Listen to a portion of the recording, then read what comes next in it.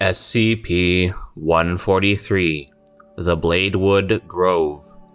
Object Class: Euclid. Special Containment Procedures. SCP-143 is to be contained in the valley adjacent to Bioresearch Area 12, an area over 2 square kilometers. Areas surrounding SCP-143 for up to 20 kilometers, and all lines of sight from the surrounding hilltops are to be denied public access. SCP-143 is to be watered twice every day on a regular basis via a large sprinkler system, and thus already watered by local precipitation. Personnel are not allowed to enter the enclosure without Level 4 administrative clearance, and are advised not to touch any of SCP-143, nor stand beneath them unless wearing proper protective gear. It is important that no one be within the containment area when SCP-143 begins to shed. However, after the shedding has concluded, the collection of the fallen petals for testing purposes has been authorized by the project director. See SCP-143 testing log. Description: SCP-143 is a plantation of 300 specimens of a unique type of tree. The trees are similar in appearance to Prunus X Idoensis Japanese sakura, or cherry blossoms. They bear no fruit, and the only known way of reproduction is by careful own-root propagation using cut saplings from an older sample. The petals are a light pinkish color, slightly translucent, and with a texture of smooth glass. Care must be taken when handling the petals, as their edges are razor-sharp and can easily slice through flesh if mishandled. The wood and bark are a light grayish color, with a texture expected of wood, although the grain is very smooth to the touch. However, the petals and wood of these trees are much harder than most natural or man-made substances, reaching up to 5,000 Hb on the Brinell scale and withstanding temperatures of up to 1,800 degrees Celsius. The weight-to-strength ratio surpasses even that of titanium, being some 15% lighter than aluminum. Despite this hardness, the wood and petals are quite supple and are as pliable as most woods are. Both are notoriously difficult to work due to their properties, but under the right temperatures, upwards of 15,000 degrees Celsius, separate pieces are capable of being fused together. They make excellent armor, shielding, and weapons. Due to the slow growth of the plants, the material is slow to harvest, although the petals are shed regularly enough, falling from the trees twice every year. Addendum 143-1. The trees were grown on-site from saplings obtained from parent plants located in Nara Prefecture, Japan in 1905. The parent trees were owned by a family of traditionalist swordsmiths claiming to be descended from a legendary sword maker named Amakuni. They referred to the original trees as Jinki no Kodachi, or the Bladewood Grove. It is from them that the Foundation gained the techniques to cut and work the wood and petals into serviceable items. The original trees are still in Japan, owned by the government, and still tended to by the same family.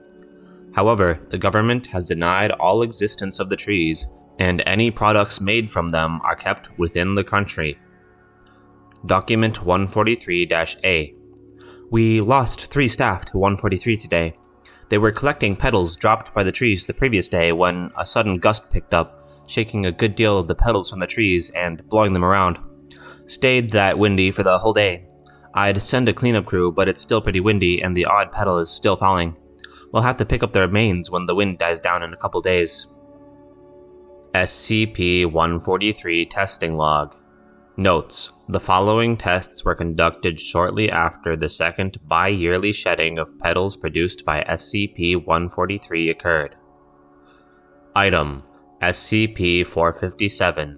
Procedure: petals taken from SCP-143 were introduced to SCP-457 to test their heat resistance against heat sources of anomalous origins. The use of gasoline to act as an accelerant was authorized during this test. Results: SCP-457 maintained an average temperature of 870 degrees Celsius without the use of an accelerant. At this temperature, SCP-143 showed no signs of igniting. Gasoline was provided to SCP-457 at a rate of 2 liters per minute to increase its core temperature. At 1500 degrees Celsius, the petals became red hot and were determined to be pliable. Gasoline continued to be provided to SCP-457 until its core temperature reached 1800 degrees Celsius, at which time SCP-143 began to display signs of igniting. At 1850 degrees Celsius, SCP-143 ignited and fused together. The sprinkler system connected to SCP-457's containment chamber was then activated. Notes: following the results yielded from testing, requests to use SCP-143 have been approved for the use in producing armor, shielding, and weapons for Foundation personnel. Further testing with SCP-143 and non-anomalous heat sources yielded the same results as testing with SCP-457, thus suggesting that the melting point of SCP-143 is 1800 degrees Celsius. Further testing with SCP-143 and other heat sources of anomalous origins is currently pending approval. Due to the results gathered during tests, the sprinkler system inside of SCP-457's containment chamber has since been reinforced using SCP-143. Item SCP-890. Procedure: SCP-890 was provided with a set of handcrafted scalpels produced with the petals taken from SCP-143. SCP-890 was then instructed to operate on an HP brand copy machine that had short-circuited the week prior. An identical machine with similar electrical problems was also given to SCP-890 along with a set of standard scalpels. SCP-890 was instructed to perform 2 separate operations using the different sets of tools and provide feedback on the differences of the procedures. Access testing results: SCP-143, SCP-890 initial testing. Item being used: 1 HP Page-Wide Pro 477 copy machine. Internal parts needing to be repaired. Wiring and circuit board. Tools being utilized: scalpels produced using SCP-143. Procedure start time: 0600. Initial procedure: SCP-890 began the procedure by making a 7 cm incision into the back panel of the copy machine. After exposing the wires and circuit board, SCP-890 quickly identified the faulty wires and began to extract them. After disconnecting the wires from the circuit board, SCP-890 removed the circuit board by making 4 small incisions on the sides of the object. Once removed, SCP-890 replaced the circuit board with a new one and proceeded to remove the defective wires by slicing them with the scalpels produced by SCP-143. SCP-890 effectively rewired the circuit board and proceeded to place the portion of the back panel of the copy machine back into place before stitching that area closed, ending the procedure. Results: the procedure lasted 35 minutes before concluding.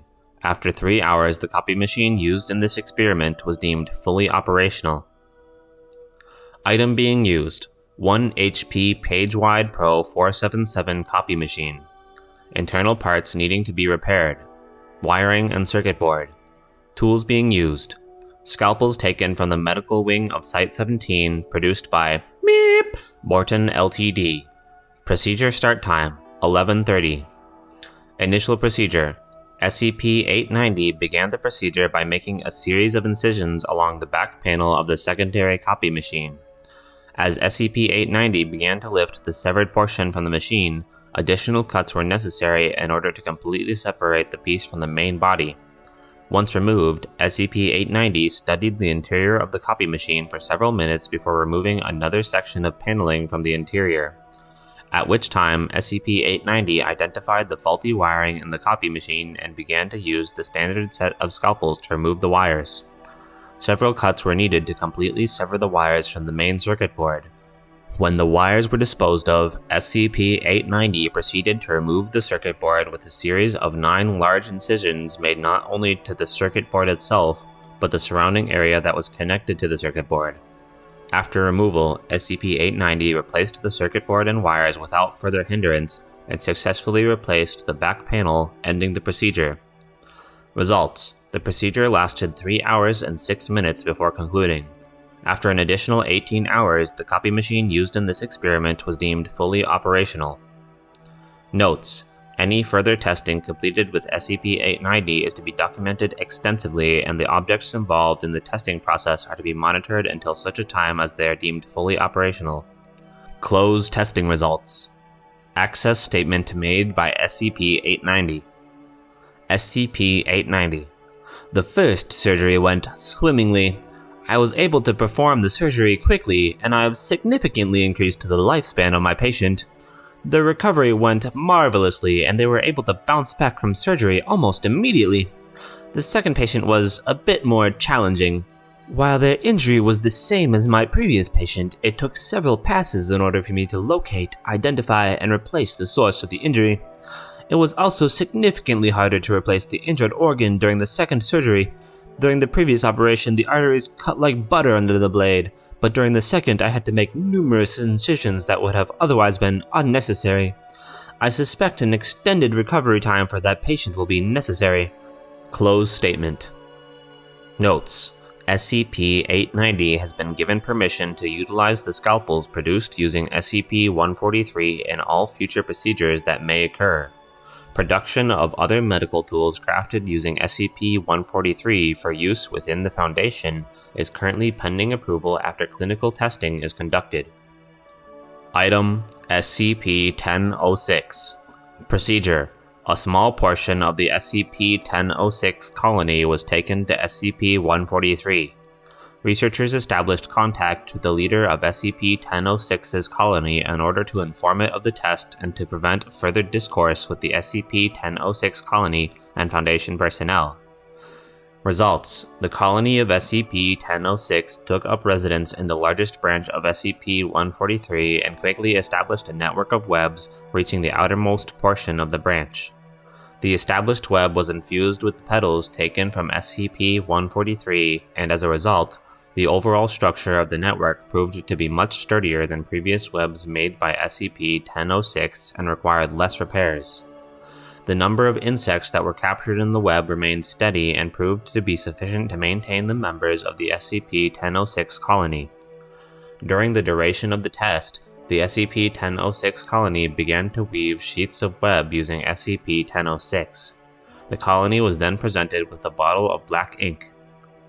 The larger sheets of web produced by SCP-1006 contained spaces in the webbing that were in the form of letters taken from the English alphabet. The smaller, blank sheets of web that SCP-1006 had produced were then placed underneath the larger sheets.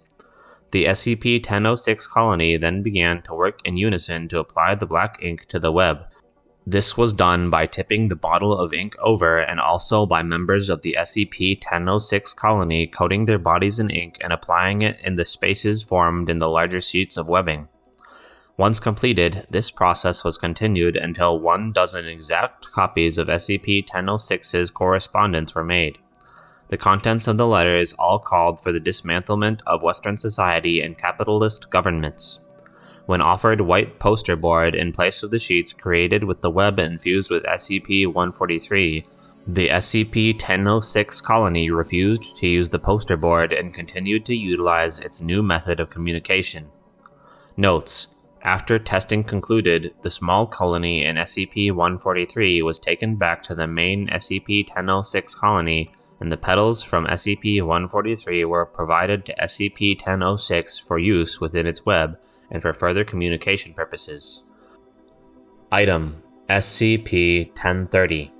Procedure: petals taken from SCP-143 were integrated into SCP-1030 in order to determine how long it would take for the petals to corrode. Results: SCP-1030 exhibited signs of obvious discomfort 8 hours after initial integration with SCP-143. At this time, SCP-1030 began to slam its hands, which were composed of various pieces of scrap metal at the time of testing, onto the walls of its containment chamber. SCP-1030 was then presented with a pile of assorted scrap metal and wires, and SCP-143 was ejected from SCP-1030. SCP-143's shape had not changed, though each individual petal bore the mark of SCP-1030 and displayed obvious signs of wear. The sharp edge on each individual petal was also noted to be significantly duller after its expulsion from SCP-1030. No other additional changes were initially present. SCP-143 became animate 30 minutes after being expelled from SCP-1030, at which time the petals from SCP-143 began to move on their own volition and take the form of a small cyclone, rotating at a speed of 5 km per hour.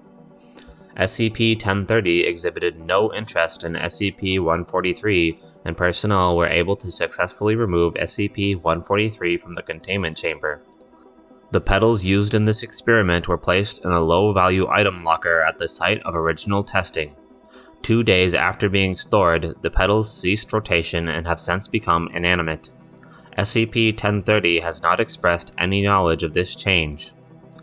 Notes: standard metalloids presented to SCP-1030 for self-repair were typically ejected after a period of time ranging between 30 minutes and 3 hours, at which time the metalloids would either be highly corroded or almost entirely dissolved.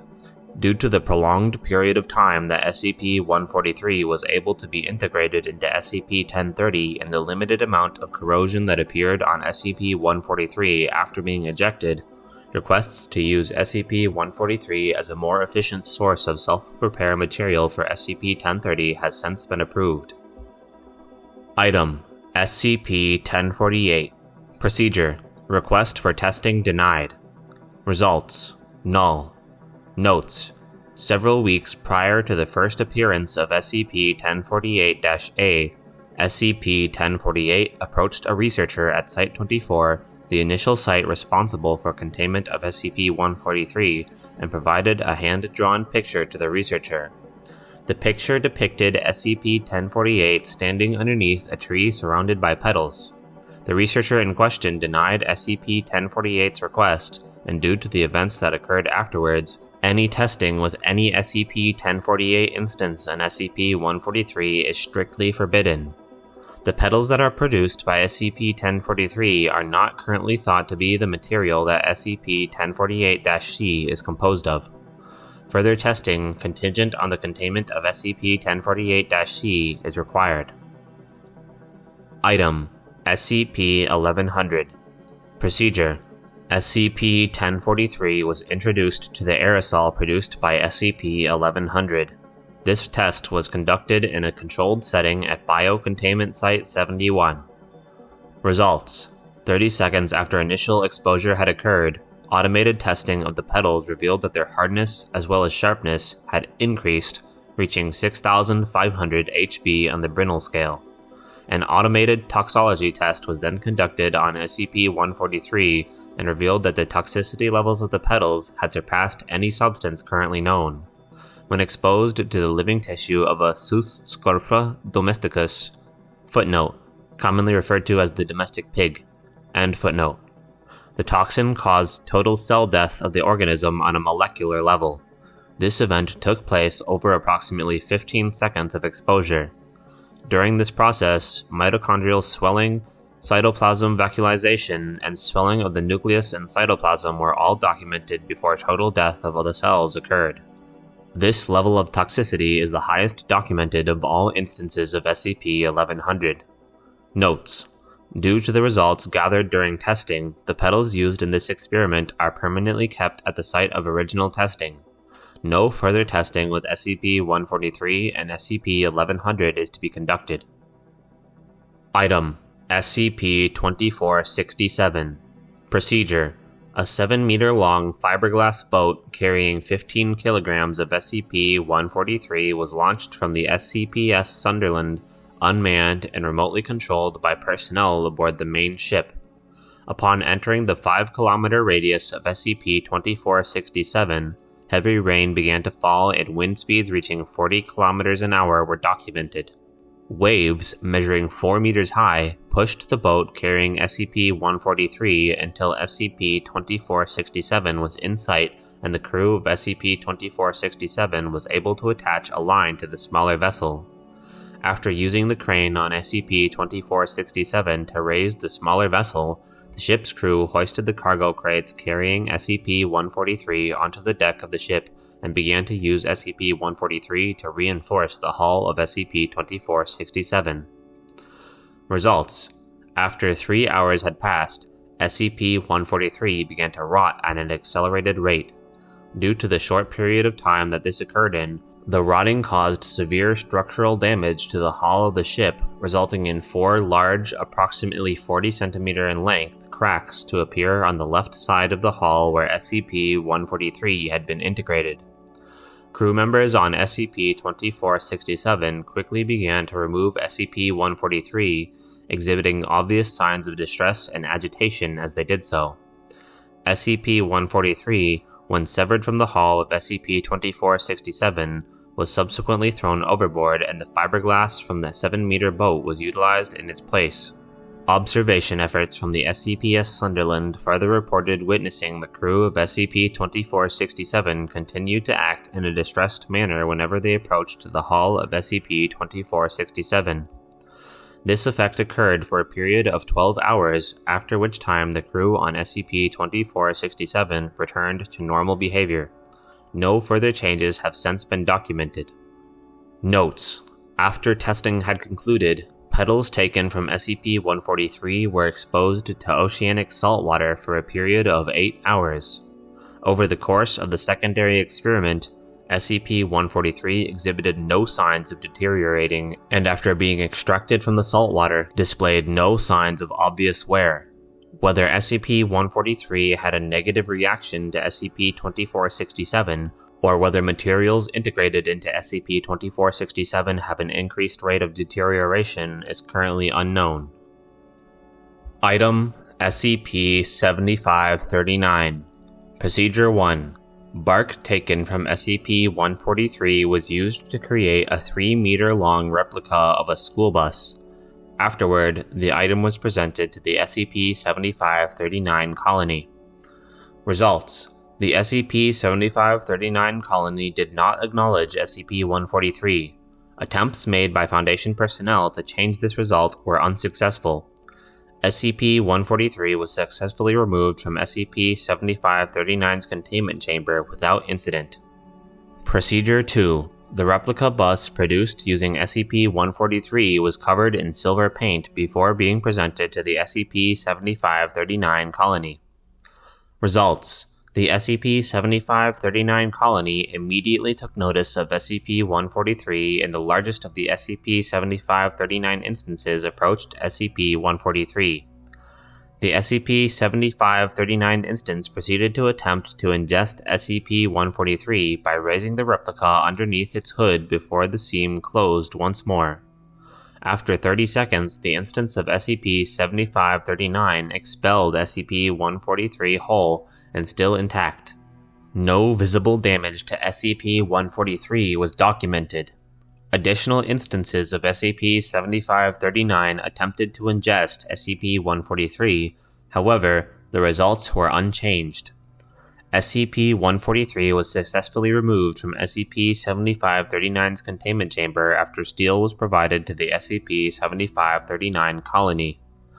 SCP-7539 instances that had attempted to digest SCP-143 produced 20% more waste product in the following 24 hours than usual. Metals that were typically able to be digested by SCP-7539 were expelled from its body, an action atypical of SCP-7539. The expelled materials were partially digested, but in all instances retained at least 30% of their original mass. Over the next 24 hours, the affected instances of SCP-7539 refused to eat and became increasingly sluggish, only moving when prompted to by other instances. At this time, the affected instances were individually quarantined, and SCP-890 was granted authorization to examine the instances. SCP-890 examined 3 instances of SCP-7539 and determined that the hatch on the bottom of the instances had malfunctioned due to heavy damage sustained to the mechanisms that operate the hatch, causing it to fall open periodically. SCP-890 was given access to replacement parts for the instances and successfully replaced both the hinges and the springs that were damaged during testing. SCP-890 then proceeded to examine the additional 4 instances of SCP-7539 that had come into direct contact with SCP-143. SCP-890 determined that the 4 remaining instances of SCP-7539 had partial stomach blockages and requested to remove the offending pieces of SCP-143. Footnote: due to the lack of documented damage on the replica bus constructed out of SCP-143, how pieces of SCP-143 remained in the instance's stomachs is currently unknown. End footnote. The request was subsequently granted, using standard steel scalpels. Footnote: due to the negative results gathered during the test between SCP-143 and SCP-7539 instances, the scalpels provided to SCP-890 produced with SCP-143 were not authorized to be used during this procedure. End footnote. SCP-890 was able to remove the remnants of SCP-143 from the instances of SCP-7539's engines. 2 kilograms of SCP-143 were recovered during this process, though how they were retained by the SCP-7539 instances is currently unknown. After 24 hours had passed after each set of operations, the SCP-7539 instances exhibited no further complications from testing. Why the instances of SCP-143 exhibited the same complications despite having varying mechanical issues has yet to be determined. Notes: no further testing between SCP-143 and SCP-7539 is to be conducted. Item SCP-2849. Procedure: during decontamination procedures, it was found that several rooms within SCP-2849 were inaccessible due to the massive condensed decreased biomass. After several conventional and anomalous attempts to clear it, SCP-143 edged cutting tools were requisitioned. Results: after several failed attempts, it was found that exerting leverage could cause the enhanced tools to disrupt the biomass's structural integrity. Sonic generators were used to dissolve the structures after their integrity was weakened. Notes: research into using SCP-143 as standard kit pieces for exploration or sample gathering from or into anomalous tissue-based structures is ongoing. End file.